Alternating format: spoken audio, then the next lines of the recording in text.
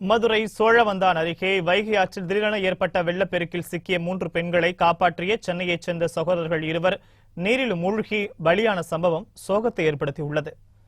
மதுரை மாவட்டம் சோழவந்தான் அருகே அணைப்பட்டி கிராமத்தில் வைகை ஆற்றின் அருகே உள்ள புகழ்பெற்ற ஆஞ்சநேயர் கோவிலுக்கு ஏராளமான பக்தர்கள் வருவது வழக்கம். கடந்த சில நாட்களாக பெய்து வரும் கனமழையால் வைகை ஆற்றில் தண்ணீர் அதிக அளவில் திறக்கப்பட்டுள்ளது. இதனால் அப்பகுதியைச் சேர்ந்த பொதுமக்கள் அனைவரும் ஆற்றில் குளிக்க வருகின்றனர். இந்த நிலையில் சென்னை வண்ணாரப்பேட்டையைச் சேர்ந்த மாரியப்ப என்பவரின் மகன்கள் சதீஷ்குமார் மற்றும் அவரது சகோதரர் குமரேசன் ஆகியோர் வைகை ஆற்றில் குளித்துள்ளனர். அப்போது அருகில் அணைப்பட்டி பகுதியைச் சேர்ந்த பெண்கள் 3 பேர் குளித்துக் கொண்டிருந்த போது திடீரென ஆற்றில் அடித்துச் செல்லப்பட்டனர். இதை கண்ட சகோதரர்கள் இருவரும் 3 பெண்களை காப்பாற்றி கரை சேர்த்த போது பள்ளத்தில் சிக்கி நீருக்குள் மூழ்கி உயிரிழந்தனர்.